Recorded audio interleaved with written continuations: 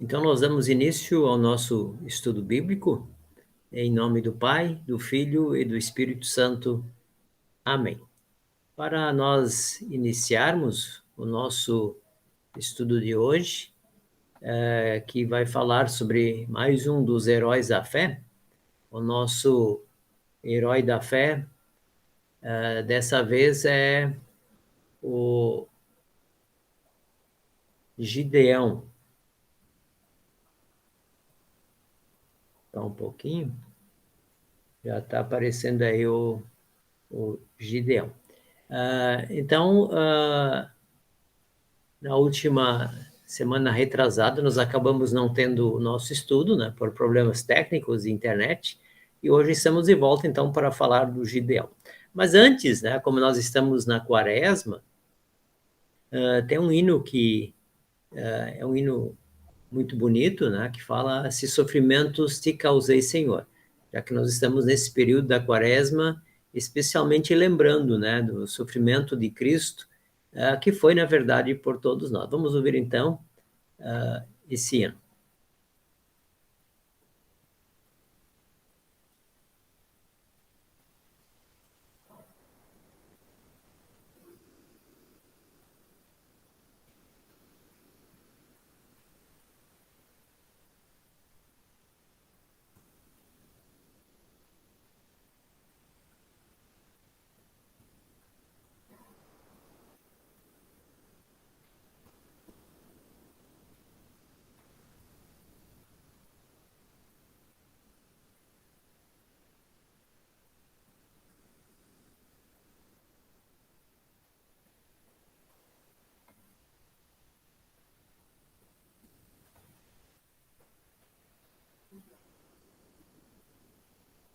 Estendi a mão, perdão, Senhor. Se indiferente foi o meu viver, tranquilo e calmo, sem lutar por ti, devendo estar bem firme no labor. Perdão, Senhor. Escuta, Deus, a minha oração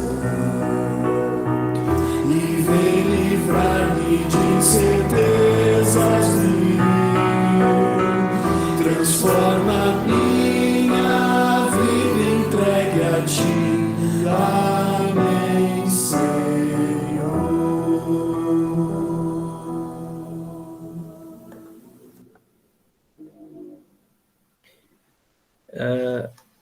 Antes de nós falarmos aqui especificamente do Gideão, né, nós temos que retomar um pouquinho aqui a história de Josué, que foi o nosso último herói, né, que nós estudamos agora recentemente. Josué, só para nós lembrarmos, né, foi então o líder escolhido para tirar o povo, levar o povo para a terra prometida, né, ali na passagem do deserto para a terra de Canaã.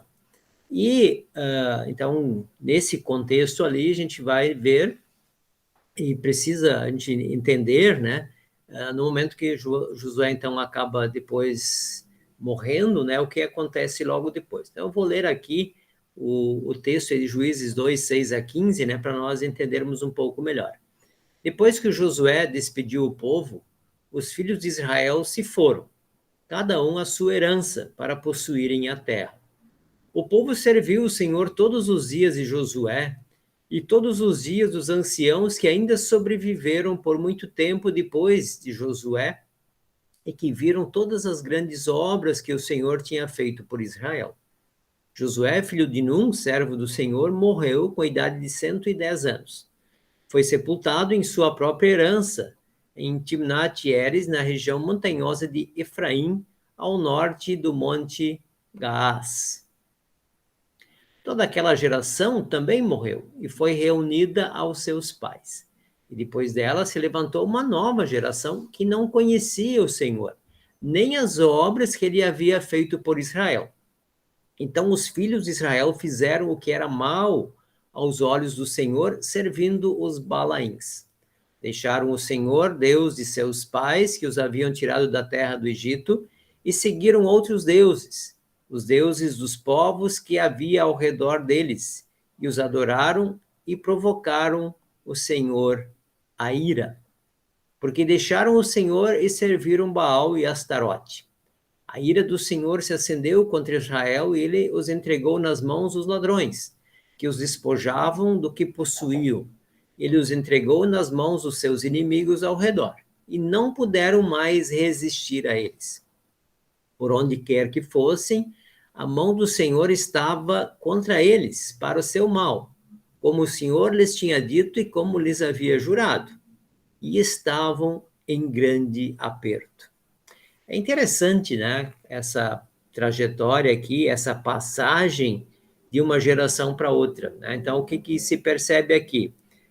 Só para a gente relembrar, né? Então, o povo saiu lá do Egito, ficou no deserto, e uma geração toda, as gerações antigas tiveram que ficar pelo caminho para que uma nova geração entrasse na Terra Prometida, de alguma forma, dá para entender assim, livre, né, de toda esses costumes e a questão religiosa que eles tinham adotado lá do Egito.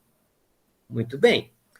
Dá para entender assim que o povo entra livre disso tudo, né, nessa nova geração, porque o deserto serviu justamente para expurgar, né, isso tudo, para limpar, né, pode-se dizer assim. Mas, interessante que agora, então, eles vão tomar a terra de Canaã, ali tem outros povos, enfim, né? E a gente vai perceber que eles acabam de novo aqui fazendo o quê? Acabam se contaminando com as divindades ou a religião, né, que esse povo praticava.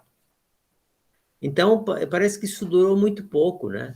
E a gente olha assim, vê muito a história da humanidade, né? A história do povo de Deus, não só do Antigo Testamento, mas ainda hoje, né? Então, parece que esse contato com Deus, ele é sempre muito frágil. E, assim, né, muito facilmente o povo se desvia. Então, isso fica bastante claro aqui, né? Então, eles se desviam. E aí tem uma outra coisa que a gente vai notar muito no Antigo Testamento, muito mesmo. O que acontece, né? O povo se afasta, começa a seguir outros deuses, e aí eles começam a entrar em dificuldade. Não necessariamente como um castigo, né? Mas é uma consequência. No momento que eles vão para longe de Deus, começam a andar sozinhos, o que acontece? Começam a se meter em dificuldades. Eles perdem a força, porque quando eles estão voltados para Deus, eles estão justamente buscando essa proteção divina o tempo todo. E quando eles tentam por eles mesmos seguir seus caminhos, sempre de novo eles se metem em dificuldades. Então, o Antigo Testamento ele é muito rico, né, em nos mostrar exatamente isso, né? Isso vai acontecer depois também lá com os profetas. E aqui, quem está governando o povo, né? No momento que eles entram na Terra Prometida, eles precisam se organizar. E aí, diz, né, no texto ali, né, que Deus suscita para eles juízes, quer dizer, ele manda sempre um juiz, ou uma juíza, né, a gente vai ver também tem, que são aqueles que governam o seu povo, eles fazem o duplo papel. Eles, por um lado, fazem o papel religioso e fazem também, geralmente, o papel administrativo, né, dá para dizer assim. Então, eles tinham essa dupla função. Até nós chegarmos depois, lá para frente, né, quando a gente vai conhecer a história de Saul, né, do rei Saul e depois Davi. Mas a gente vai chegar lá depois, a gente vai falar sobre isso.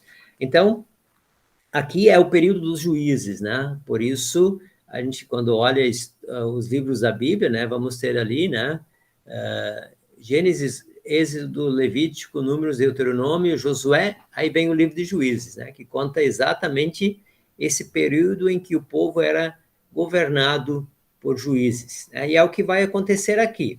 Então, eles se desviam, mas diz, eles clamam, eles buscam a Deus.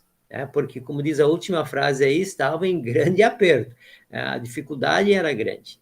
Então, eles acabam caindo na mão dos midianitas, que era um povo que era vizinho ali da região deles. Então, vamos conhecer um pouco aqui a trajetória também de Gideão.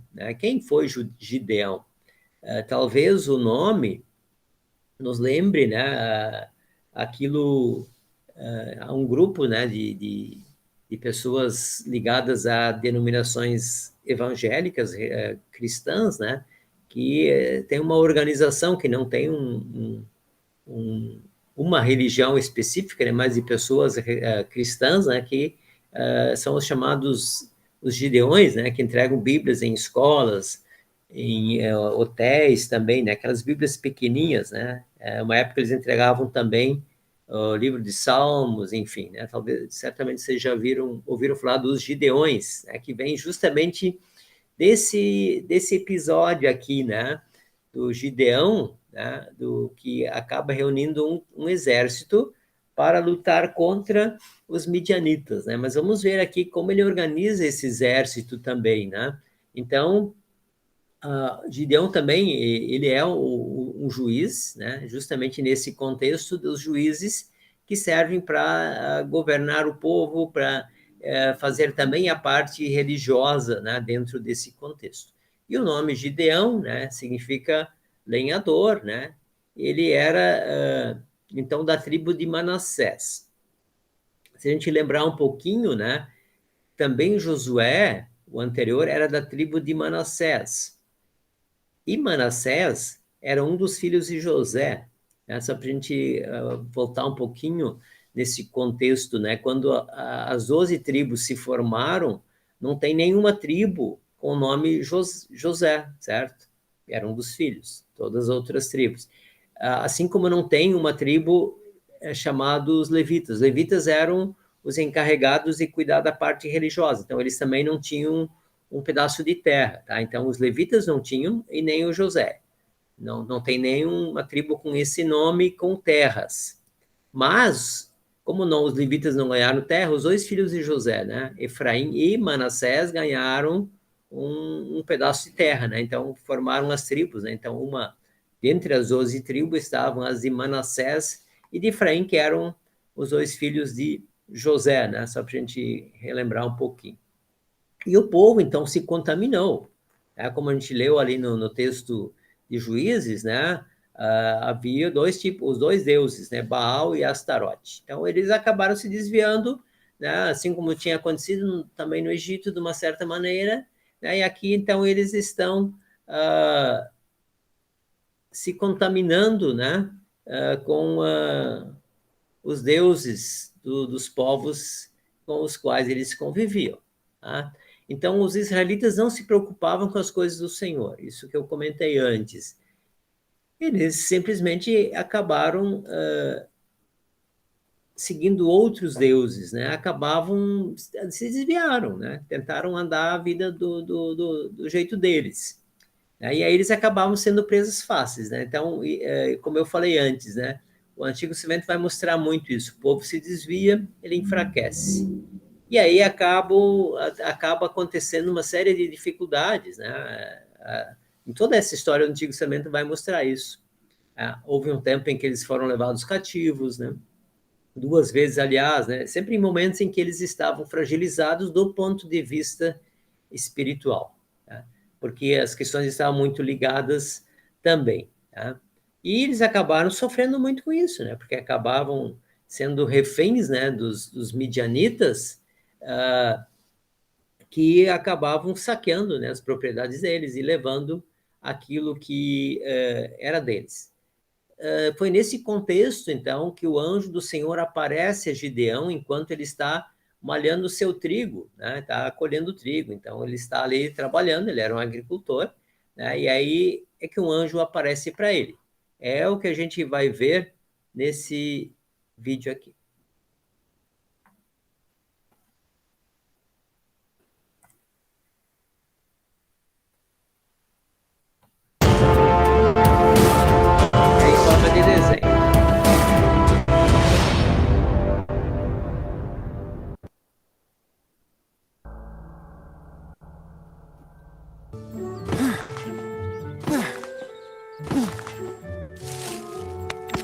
Au!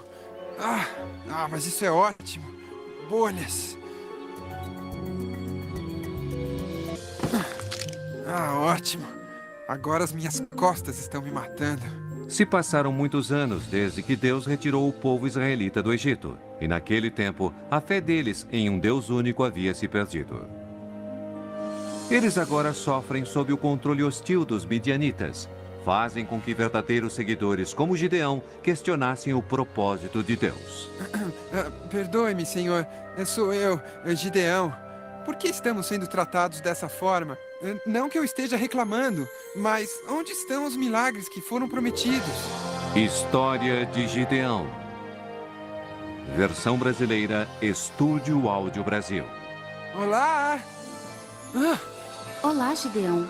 Não se preocupe. Seu povo será salvo dos midianitas por um poderoso guerreiro. Finalmente boas notícias! E quem é esse corajoso líder? Ora, Gideão, esse guerreiro é você. E você tem certeza de que eu sou a pessoa certa? É claro que eu tenho certeza. Não pediste por um milagre agora mesmo? Sim, mas eu tenho que fazer parte dele? Sim, uma parte muito importante dele. Eu checaria isso 2 vezes se fosse você. Se há uma prova que desejas, vá ao seu acampamento. Traga um pouco de carne e pão asmo até aqui. Só isso? Trazer carne e... Isso mesmo, pão asmo. Tudo bem, entendi. Aqui está, como você me pediu. Coloque tudo aqui, nesta pedra. Tudo bem? E agora então?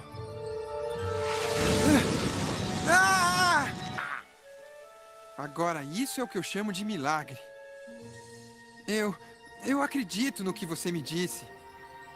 Mas como eu poderia salvar o meu povo dos midianitas? Os israelitas se afastaram do único e verdadeiro Deus e construíram um altar dedicado a falsos deuses. Gideão, você deve destruir esse falso altar. Mas se os outros me pegarem, eles... E no lugar dele, construa um novo altar. E faça um sacrifício ao Senhor. Eu farei isso. Absolutamente tudo que o anjo me mandou. Mas eu só vou esperar até escurecer. Eu não queria chatear ninguém.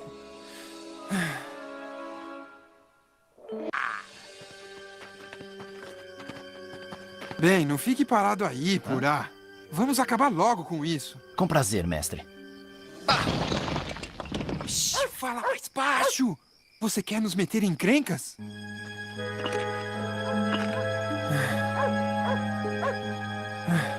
Agora rápido. Vamos voltar antes que sejamos descobertos. Foi Gideão.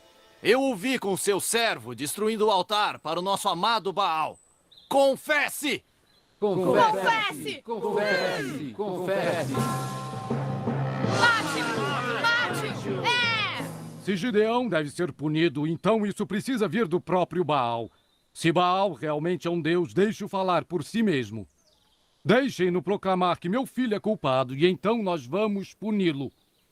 Ele tem razão. Realmente, eu acho que é verdade. O que me diz, poderoso Baal? Gideão é culpado deste crime ou não? Parece que...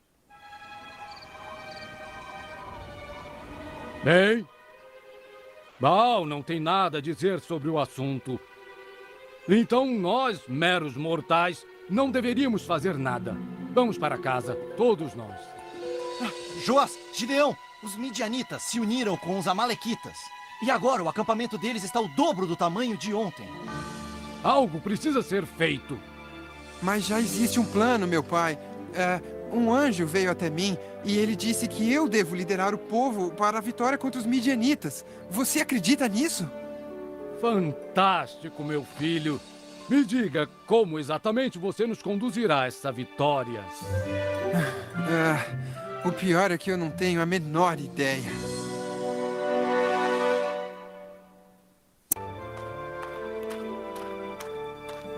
A sua arma, mestre. Não. Eu não posso ser a pessoa certa para isso. Mas o senhor ouviu isso de um anjo enviado pelo próprio Deus. Sabe, um outro milagre agora não seria nada mal. Purá, me dê a sua pele de ovelha. Deus, amanhã de manhã, se essa pele estiver molhada com orvalho, mas o chão a seu redor estiver seco, então eu definitivamente saberei que eu devo liderar o povo na batalha contra os midianitas.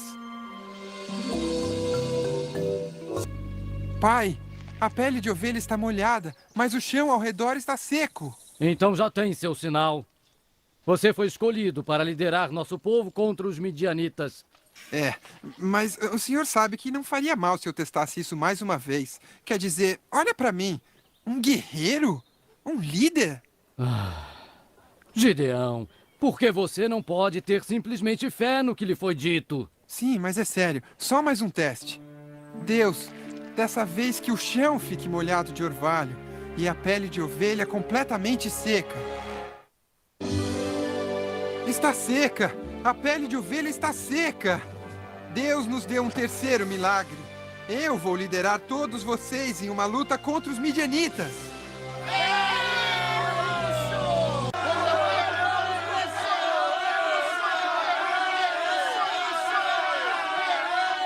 Gideão, você reuniu guerreiros demais.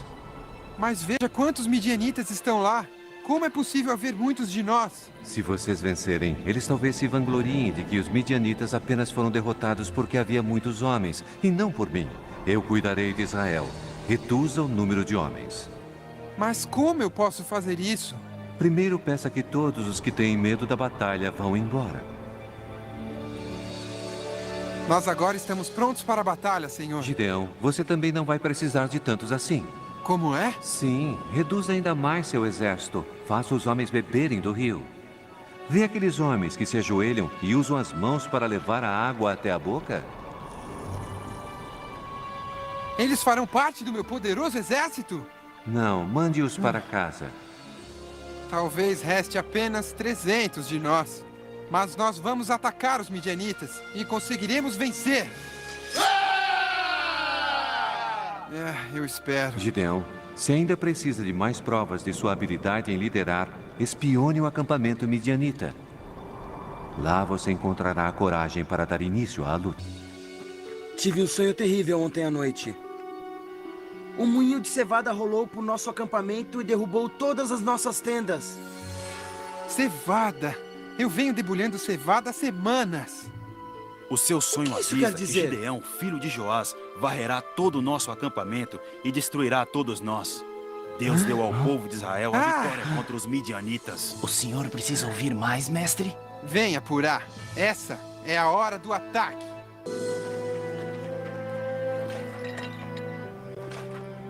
Os soldados estão com suas lanternas, Purá?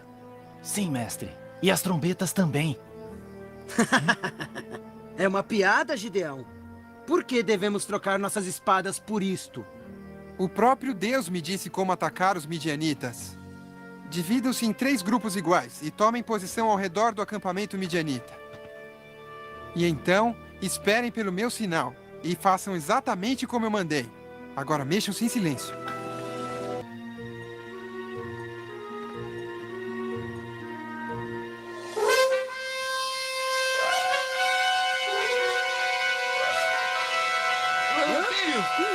O que está acontecendo?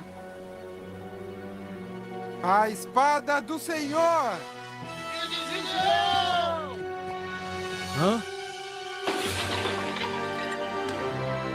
São milhares de soldados! Vamos sair daqui!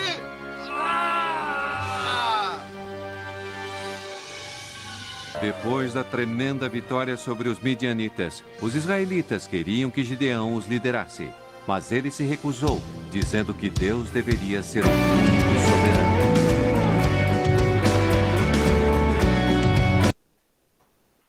Muito bem. Então, dando seguimento aqui, né, como vimos no vídeo, na verdade essa história de Gideão, né, contada aí no livro de Juízes, que mostra justamente Deus chamando o Gideão, né, dá para dizer assim, uma pessoa frágil, né, que não era uma pessoa, um guerreiro, né, não era uma pessoa forte.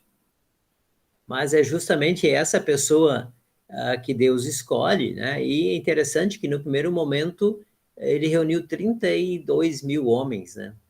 E Deus disse, não precisa tudo isso, né? Para que tanta gente, né? Judeus justamente quis mostrar, através do seu povo, né? Sempre de novo ver isso, né? De que Deus age através do seu povo, e através do seu povo que ele se faz conhecido. Ele mostra os sinais sempre através do seu povo. E aí ele mostra o seu poder, né? Não precisando de 32 mil homens, né? Mas de apenas 300 homens que deveriam lutar contra 135 mil midianitas e aliados. Essa é a conta que se faz, né? Então, 135 mil, né, para 300, né? Então, obviamente, é um número muito disparelho, né? Se pensarmos em termos de guerra, né? Então, Deus foi ali também selecionando quem deveria ficar, né? Então, primeiro diz, quem tem medo vai para casa. Sobraram ainda, sobraram 10 mil. Aí, no segundo momento, o que ele fez? Ele também mandou para casa os que não eram muito cuidadosos, né? Que foram tomar água, se ajoelharam, quer dizer, não estariam prontos para a batalha. Então, com 300 homens, Gideão, né, ele confundiu o outro exército, né, com as lanternas, com as trombetas, né, e eles acabaram fugindo. Então, esses 300, né, é uma história muito conhecida, né, então Gideão e seus 300 homens, né, gritando a espada do Senhor e de Gideão, né, então com esse grito e com as lanternas eles venceram essa batalha. O que nós aprendemos com a história de Gideão, né, para nós pensarmos em termos de aplicação? Primeiro, Gideão é um exemplo de como Deus escolhe e usa o menor dos homens para desempenhar a mais importante tarefa. Dá para dizer, e o videozinho mostra isso, né, que ele era meio medroso, assim, né, não era muito corajoso.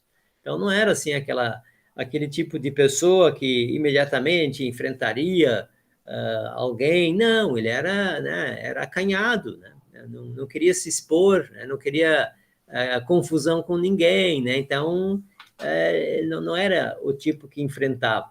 Mas Deus chamou ele, exatamente dessa forma como ele era, ele foi chamado, né, e isso a gente vai perceber sempre de novo, né, quando nós falamos dos heróis da fé, quando a gente pensa nos discípulos, quando pensamos em nós como cristãos.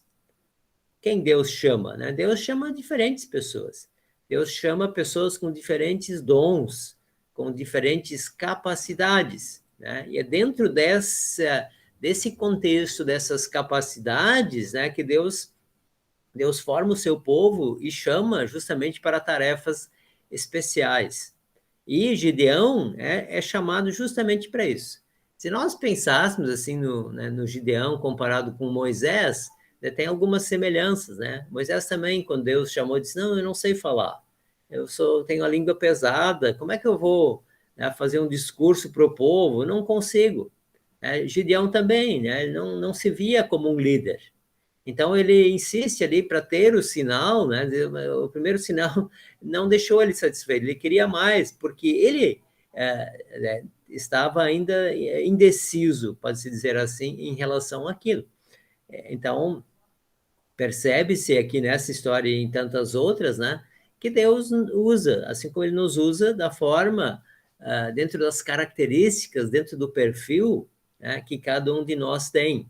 Então, Deus ele capacitou, obviamente, né, o Gideão para que ele fizesse, ou executasse essa tarefa, ou liderasse esse exército, né? Mas não era longe, né, de ser um grande guerreiro, ou algo assim, né, que pudéssemos pensar em alguém, né, nesse sentido. Gideão é mencionado ali em Hebreus, né, quando a gente olha Hebreus 11, né, que fala dos heróis da fé, e é lembrado ali porque ele recebeu a visita do anjo, né? São poucos casos na Bíblia, a gente olhar o todo, né, que receberam esse contato direto, né, que conversaram com o anjo, ou com Deus, no caso aqui, Gideão recebeu a visita do anjo. E ele acabou liderando Israel por 40 anos. Né? E, então, durante esse período, houve paz. Mas a gente vai ver também, né, que Gideão acabou tendo seus problemas também. Né?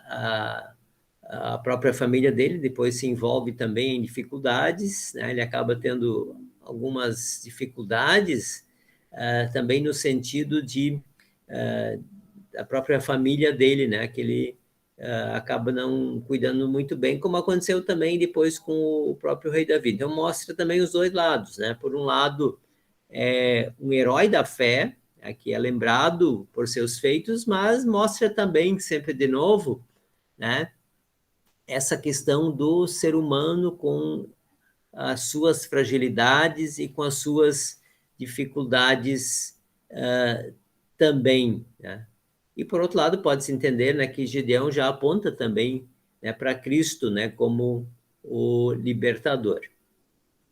Então, ainda, né, Gideão é um exemplo de como Deus escolhe e usa o menor dos homens. Né? Também podemos pensar, né, em Gideão como não só como aquele que mostra, né, o futuro através de Cristo, né, mas acima de tudo também, né, que mostra o quanto Deus interfere na história, né, também do seu povo, né, e o quanto Deus está também com o seu povo e Deus não abandona o seu povo. Então, por mais que o povo se afaste, né, e nós vemos isso aqui, quando eles clamam, Deus vai ao encontro deles. Isso é muito notório assim no Antigo Testamento. Quando o povo clama, Deus vai ao seu encontro. Se a gente olhar a história lá do Egito, né, aconteceu a mesma coisa. O povo clamou e Deus foi ao seu encontro. E assim nós vemos isso repetidamente, né, no Antigo Testamento, né, que conta sempre a história do povo de Deus. Então, o povo clama e Deus vai ao seu encontro. Mas também é fato que quando o povo se desvia, né, o que acontece? Eles se fragilizam como nação, né, como povo, porque eles perdem a referência religiosa. Então, sempre de novo, quando eles retornam, eles acabam se fortalecendo. Então, esse é o nosso herói de hoje, né? O Gideão, né, que lutou com um exército de 300 homens e venceu os midianitas, né? Um homem relativamente frágil, mas capacitado por Deus para executar a sua tarefa.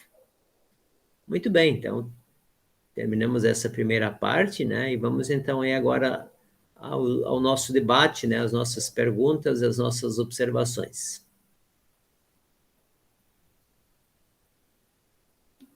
Podem abrir as suas câmeras, né? Quem puder, aí para a gente conversar um pouquinho.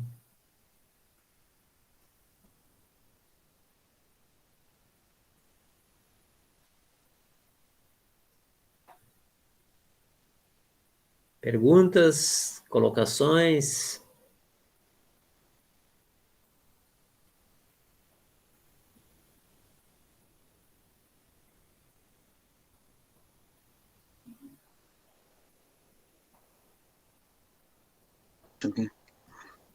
Eu já tinha até me esquecido como é que funciona isso, pastor. Viu? Não, o que me chama bastante atenção é bem essa sua finaleira, que naqueles tempos e no Antigo Testamento, né, os heróis clamavam a Deus e Deus os atendia e ouvia. Eu acho que isso é até hoje, pastor. É assim, né? Que é nesse momento que a gente sofre, no momento que a gente sente, é o momento que a gente, isso independente de ser mais ou menos cristão, é o momento que a gente mais recorre a Deus, né? Depois que a situação passa, meu ponto de vista, né? Depois que a situação passa, a gente se dá conta, né? Deus está sempre junto. Ele está sempre junto. Ele nunca, isso aí eu ouvi essa semana, de alguém. Eu disse, Deus nunca dá um fardo ou uma missão para a gente que a gente não seja capaz de fazer, de superar, né? Eu acho que é mais ou menos assim. Então, são coisas que aconteceram lá naqueles tempos dos nossos heróis e são coisas que continuam acontecendo na vida de cada um hoje. Então, esse final, assim, me chamou bem a atenção. Eu digo assim, gente, isso aí acontece hoje. Não? Na verdade, as coisas não mudaram muito, concordo contigo, né? O ser humano continua sendo o ser humano, né? Que pecador, né? E com isso, o primeiro, ele gosta de andar um pouco afastado, e é normal isso, né? Quer dizer, nós, né? Nós gostamos, né? Porque a gente acaba, principalmente quando as coisas estão bem, né? Então, a gente acaba querendo seguir seus próprios caminhos, né? A gente se sente mais autônomo, né? Quando a dificuldade é maior, aí sim, obviamente, a gente clama, a gente grita, né? Inclusive, né, ela tem um salmo que diz, né? Invoca-me no dia da angústia, né? Eu te livrarei e tu me glorificarás, né? Mostra esse nosso lado de sermos assim, né? Mais verdadeiro e impossível, né, pastor? Nós somos assim, né? É normal, eu diria, né? Então, por isso que às vezes também, né? Quando o povo, Deus deixava às vezes o povo, vamos dizer assim, sofrer um pouco, né? No sentido assim porque é uma forma também de aprendizado, né? E a gente às vezes também, né? Precisa sempre de novo ser São os puxado. puxões de orelha, né, que Deus precisa dar na gente. Eu acho que isso também acontece hoje. Exatamente, Eu vi o começo ali, eu vi o comecinho ali, não peguei tudo, mas vi o comecinho ali da Lise falando, né? Digo, uns puxão de orelha, assim, que acontece. Ah, por quê? Bah, quanto tempo que eu não sabia que eu tinha, né? São coisinhas que incomodam, é coisa de cada um. Eu sempre digo, o problema de cada um, ele é sempre maior do que todos, porque é a gente que tem que resolver. Então, ele vai ser sempre maior, não interessa. A dor de cada um, ela vai ser sempre uma dor maior que a dor do vizinho, porque ela é tua, é tu que está sentindo, né? Então, vendo essa situação, mas tem uma coisa assim que eu também coloco, a gente vê aquele tempo mais primitivo, aquele tempo mais antigo assim, como a gente vê as cidades do interior, dos cristãos do interior. O domingo para eles é a festa, ir na igreja, aquela coisa toda, né? A gente já num núcleo um pouco mais aglomerado, um pouco mais movimentado, mais cheio de atividade, tu vai trabalhando com esse modernismo, com essas eliminações, e acaba que muitas vezes o culto ficou para outra semana, né? O estudo ficou para outra semana e assim vai. Eu sempre digo, ainda bem que Deus não devolve na mesma moeda. Porque se Deus devolvesse na mesma moeda o que eu faço com ele, eu estava frita. Sabe? E isso, daí a gente indo lá para os tempos antigos, não tinha, assim, muitas outras atividades. Era o trabalho, a luta do cristianismo que acontecia, né, pastor? A luta do cristianismo diante dos outros, a força do diabo trabalhando junto. Isso tudo já acontecia naquele tempo. A gente vê desde lá da história de Caim e Abel, quando a gente vê uma situação em família e coisa, né? A gente já vê lá desde aquelas histórias. E hoje continua igual. Só que hoje a gente vive num mundo que facilita tanto, mas também interfere demais. Hoje, um pai de família, uma mãe de família, ele tem que dividir o espaço dele com as influências externas, que está vindo da internet, que está vindo dos outros meios, das outras coisas, dos outros convívios, o que não acontecia naqueles tempos. Mas isso não é desculpa, é só para dizer assim, ó, que naqueles tempos, onde só tinha, digamos, o trabalho e a atividade seria mais a atividade religiosa, já havia tanta dúvida, tanto conflito, tanto desespero, né? Chegava a acontecer desesperos em algumas ocasiões, ali teve uns outros, dos outros heróis que a gente viu ali, né? A própria história de Lutero também conta isso, né, pastor? né? Que entra naquele momento de conflito que chega a se desesperar, né? E mais a gente tem esse lado bom de que esse Deus ele é tão maravilhoso, que ele não deixa aquela sementinha da fé morrer. Ele dá um jeitinho sempre, por mais tentado que a gente seja, daquela sementinha reavivar em algum momento, seja na dor, seja na alegria, seja no momento mais sublime ou não. Ele sempre dá um jeitinho. E eu acho que isso é uma coisa que as pessoas não estão se permitindo assim, com mais frequência, sabe, de perceber isso aí. E é uma pena, né? E aí vem guerra, e aí vem uma montoeira de coisas. Se as pessoas percebessem um pouquinho mais deste amor tão grande que Deus tem pela gente, e que a gente assim, é o responsável por transmitir, por passar esse amor para as outras pessoas, eu acho que as coisas seriam bem mais fáceis. A gente vive essa questão, né, que tu colocaste, né, dessa concorrência, né, mas é assim. Uhum. Talvez em outros tempos havia outros tipos de sofrimentos, né? Uhum.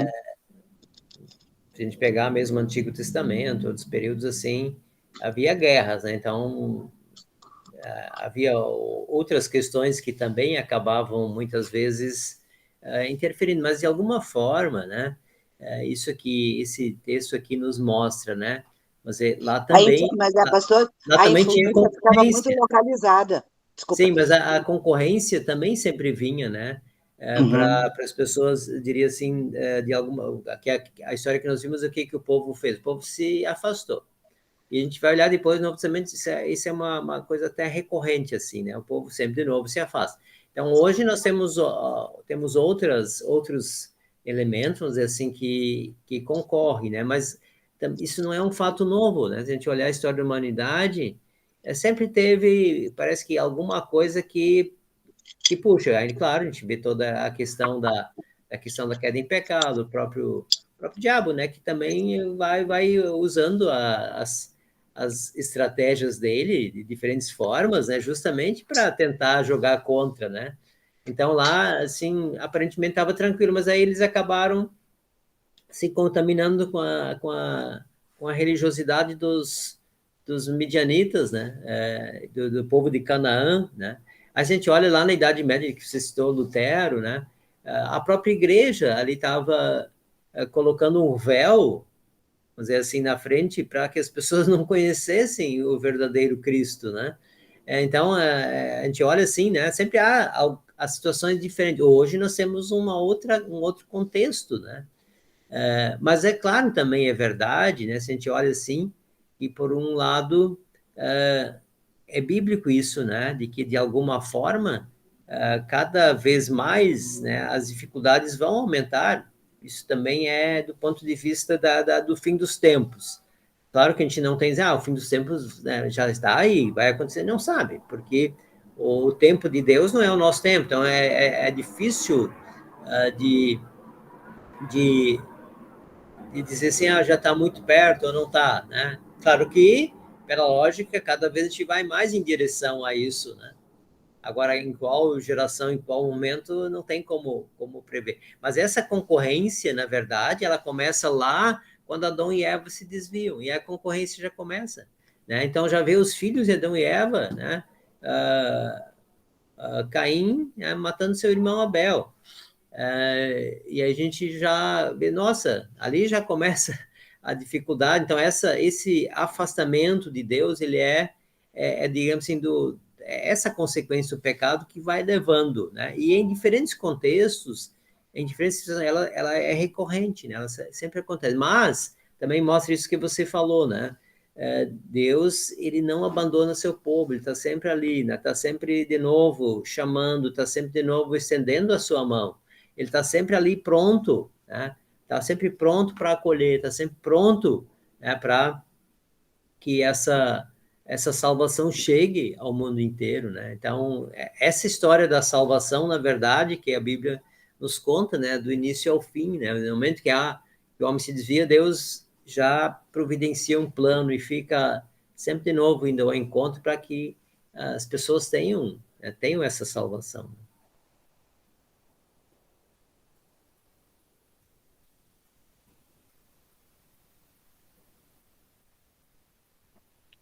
Uma outra semelhança com os dias de hoje é o fato da liderança. Desde aquela época já a pessoa já dizia assim, não, eu não sou capaz. Até hoje é assim, né? Por que tem tão poucos líderes na igreja? Porque todo mundo, não, isso não é para mim, eu não sou capaz. Eu não sei lidar com isso, eu não sei lidar com aquilo, né? Continua a mesma coisa. Isso a gente já viu lá com Moisés, né? Quando Deus chamou Moisés, e eu não sei falar. Tenho a língua presa, não dá. Por favor, chama outro, né? Aí Deus diz, não, Moisés, vou botar teu irmão fala bem. Aí teu irmão fala e tu faz, né? Agora o Gideão também, eu não, o que é isso, né? Eu não, né? Eu prefiro ficar na paz ali, não quero incomodação. Né? E porque às vezes a liderança se incomoda, obviamente se incomoda, né? Porque você precisa, às vezes, fazer coisas, às vezes até dizer coisas, né? Então, ser líder dá trabalho, né? Dá trabalho, porque você tem que resolver coisas, tem que liderar, tem que organizar muitas coisas, né? E você lida com pessoas, né? E o que a gente viu ali também, né? Logo quando Deus deu a ordem, né, para ele, né, para ele derrubar o altar, né, que havia para Baal, né? Ele disse, não, vamos fazer assim para não fazer muito barulho, enfim, para ninguém enxergar, para a gente sair de fininho daqui, para ninguém ficar vindo atrás da gente. Tem isso, né? É bem do ser humano, né? Acho que não só aqui no Gideão, mas em tantos outros, né? Mostra muito esse lado humano, né? Bem isso, né? Que você colocou agora, assim, isso é nosso. É do ser humano, a gente muitas vezes prefere fazer outras coisas, né, para não se envolver, né, porque tem o seu preço, eu diria, né, liderar tem o seu preço, né, há um preço a ser pago, né, no bom sentido, né, para quem lidera, né, e que não é tão fácil, né, então, e bem isso, né. Ser líder não é nada fácil, pelo menos eu acho que não é nada fácil, mas é uma coisa que alguém tem que fazer, né? E todo mundo é capaz, no final todo mundo é capaz, só que aquele medinho de assumir ali é bem humano. E também isso, né? Deus chama líderes diferentes, né? Isso eu acho que marca muito, né? A gente pega, por exemplo, Gideão, né? Tem um perfil. A gente já viu outros, né? Com outros perfis diferentes, né? Então, depois a gente vai olhar, por exemplo, os discípulos, né? A gente olhar, assim, os 12, né? Tentar entender como cada um era, né? Aí vai ver um Pedro, né? Pedro é meio afoito, assim, né? Já vai, pá, né? Aí tem um João que é bem diferente, né? Aí você vê um Gideão que é diferente, né? Aí vai ver daqui a pouco Davi, vai ver Salomão, que dá pra quase dizer um gênio, né? Em termos de saber liderar, né? Mas cada um no seu tempo, no seu contexto, lidera, né? E Deus capacita, né? Acho que isso e foi o que aconteceu com Gideão, né? Deus capacitou, disse, não, fica tranquilo, eu vou te ajudar, eu vou te mostrar o que tem que ser feito, né? E é isso que também acontece com a liderança, né? Claro que a gente, não, o líder tem que se preparar, claro, há instrumentos, há algumas coisas que você tem que saber, né, para lidar com pessoas, enfim, isso são ferramentas, né? Mas isso não está excluído lá no Antigo Testamento, né? Porque Deus capacitava e instruía, assim como a gente hoje busca instrução também, né? Quando alguém lidera, ele tem que buscar algumas ferramentas a mais para saber lidar com pessoas, saber uma série de coisas, né, para fazer isso da melhor forma possível, né? Então Deus nos dá essas condições hoje também, né, para a gente poder buscar na Bíblia e em outras, eu diria assim, né, todas as ferramentas possíveis para a gente fazer isso da melhor forma. Mas obviamente que ninguém é perfeito, né, nessa condição, né, de jeito nenhum.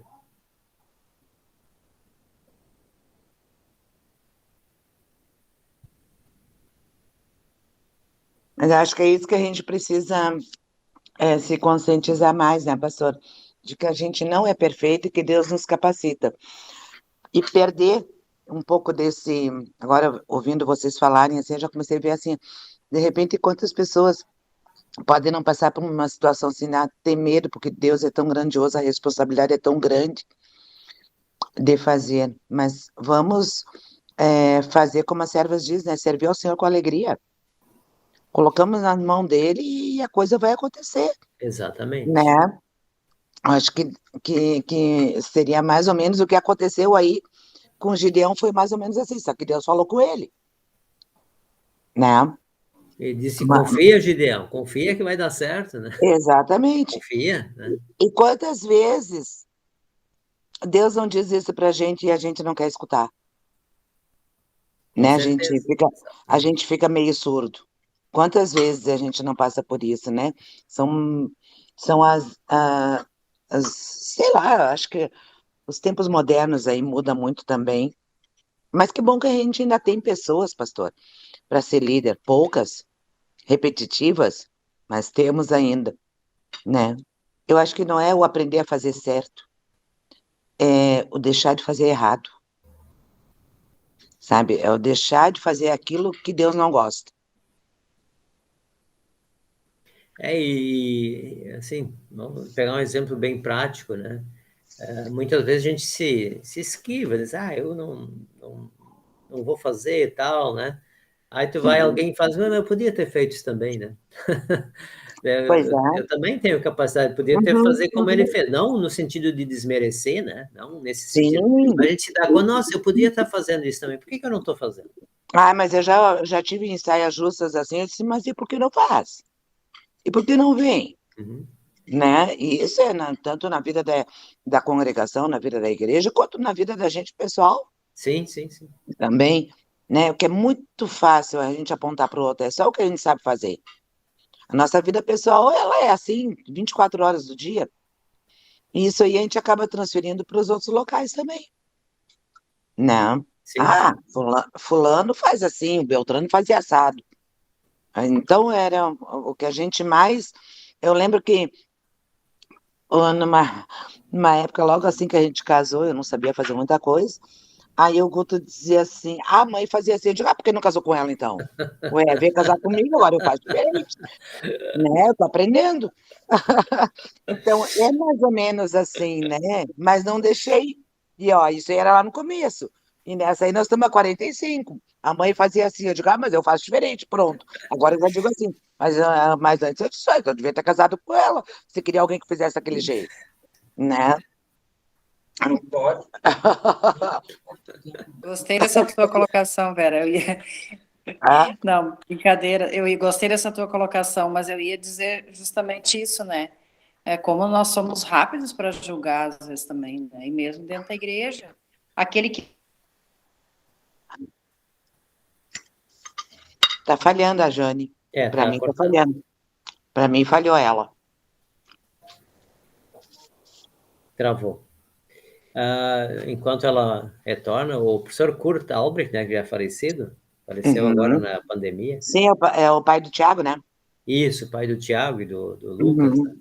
Né? Ele foi meu professor, né, no tempo de seminário, e ele tinha aquele jeitão dele, assim, aí ele usava uma expressão, ele tinha uma voz bem grave, assim, né, só é criticado o jogador que entra em campo, aquele que fica no banco, não. Ele usava essa expressão. É isso, né, ele dizia, quem é criticado? Aquele que vai jogar. O cara que fica no banco, fica ali sentado, não acontece nada, nem entra pro jogo, não vão criticar ele. Ele não está jogando. Ou se o cara nem para o banco vai, né? Então é bem isso, né?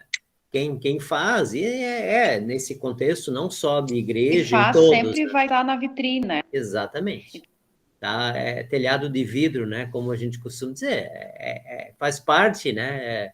Quando alguém assume, mas a gente de alguma forma, como igreja, precisa, eu diria assim, aprender também, né? A a olhar para isso que alguém faz, sentarmos, né? Também olhar sempre da melhor forma, né?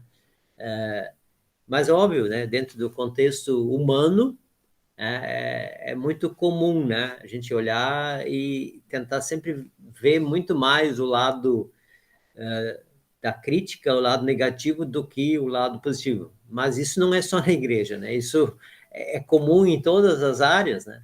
Então, e óbvio, né? Só que a gente também tem que ter consciência, né? Muitas vezes, que quando a gente faz, a gente está sujeito a críticas, né? Faz parte. Então, diria assim, a gente também, de alguma forma, às vezes tem que usar aquela estratégia daquele sapo que era surdo. Vocês conhecem essa historinha, né? Tinha dois sapinhos, né? E aí eles estavam concorrendo, né? Para subir num pote de vidro que é bem liso, né? E aí os dois sapinhos lá e os outros sapos embaixo, né? Aí eu dizia, vai, não consegue, não consegue, não consegue, não consegue, né? E um tentava e caiu de volta, e o outro foi embora. Mas como é que ele conseguiu? Todo mundo gritava que ele não ia conseguir. Aí depois foram verificar, ele era surdo.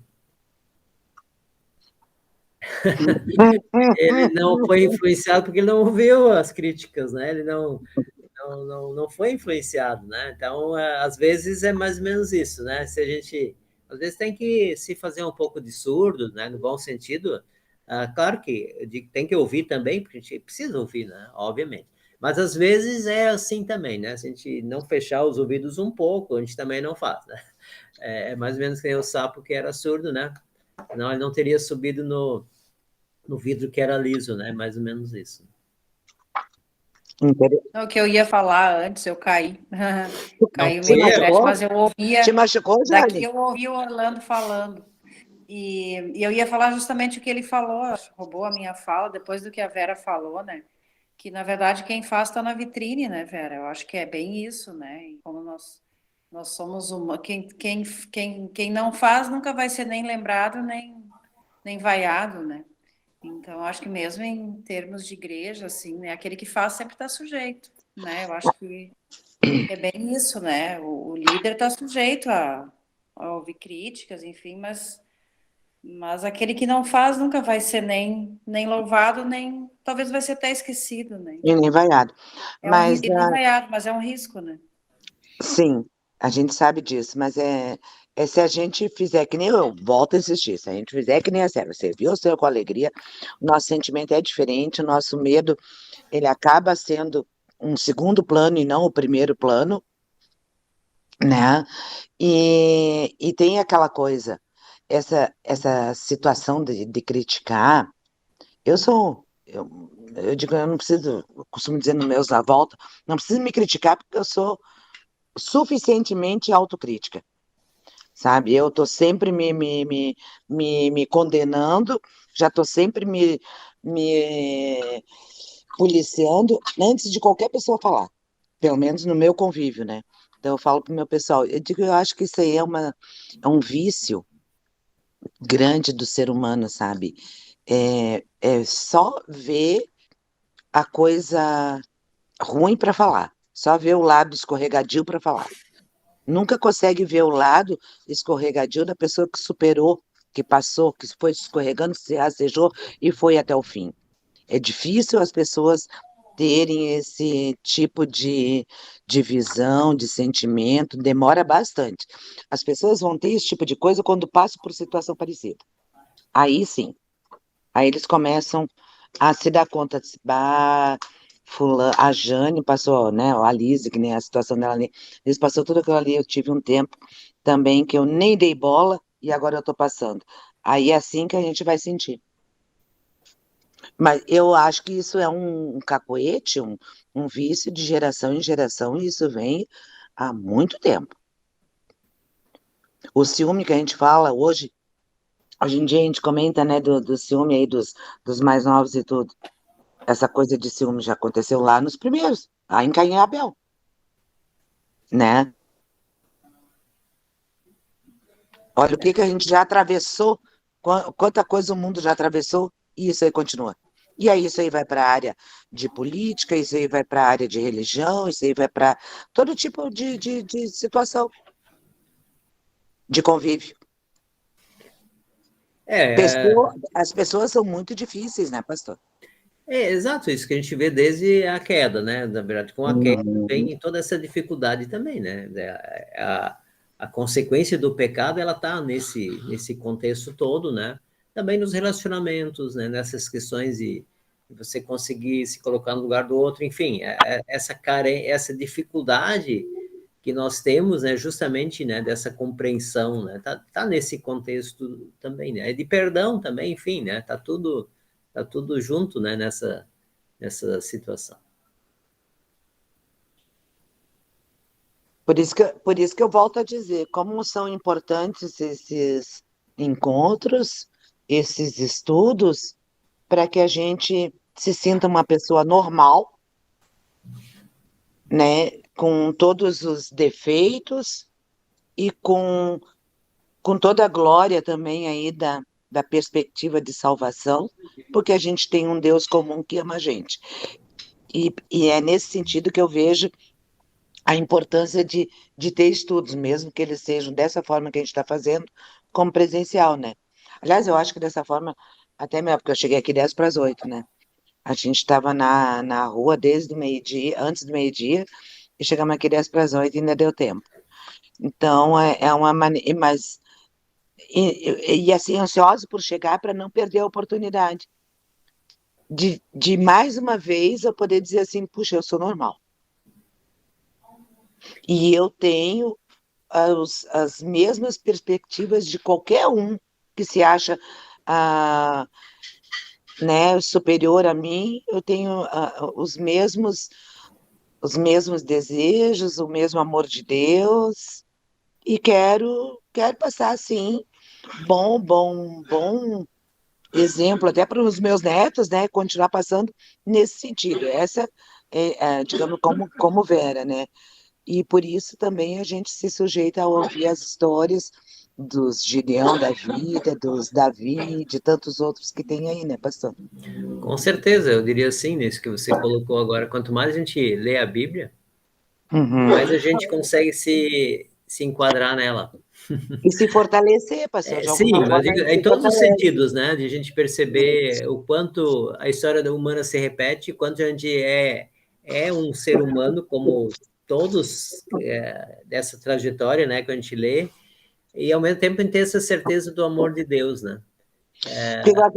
Com os sentimentos deles ali, né? De fraqueza, de incapacidade, de dúvida, de coisa, e conseguiram atender a Deus. Eu me sinto na mesma condição, assim, sabe?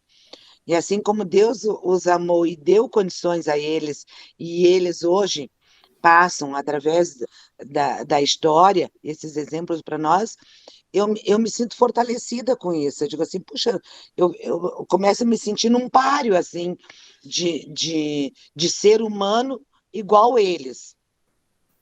Tentada, caindo e levantando, mas dizendo sempre para o meu Deus, não deixa minha sementinha morrer. Não deixa, não quero que deixe minha sementinha morrer. Sabe? É sempre assim, seja ela do menor, 1/4 do grão de mostarda, 1/10 do grão de mostarda, 1/1000 do grão de mostarda, mas não deixa morrer. Né? E eu acho que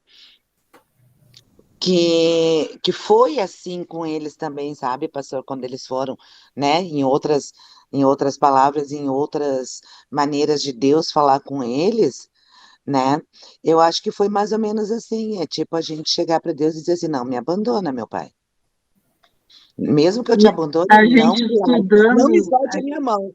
A gente estudando, né, Vera, vendo cada vez mais, sabendo cada vez mais a história das pessoas que viveram naquela época e aprendendo sobre Deus, mais certeza a gente tem que a gente nunca está abandonada por Ele.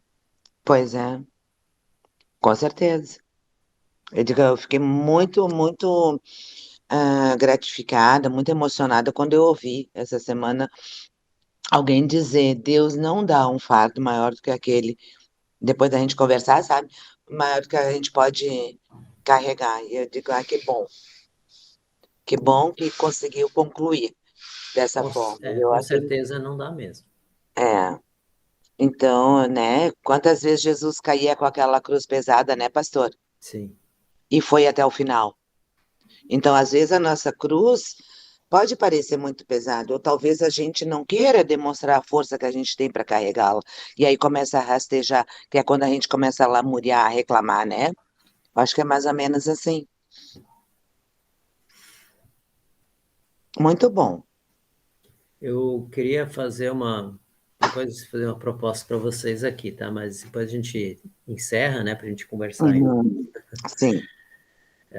Vamos fazer a oração da bênção, né? A gente fecha a gravação, tá bom? O Senhor nos abençoe e nos guarde. O Senhor faça resplandecer o seu rosto sobre nós e tenha misericórdia de nós. O Senhor sobre nós levante seu rosto e nos dê a paz. Amém.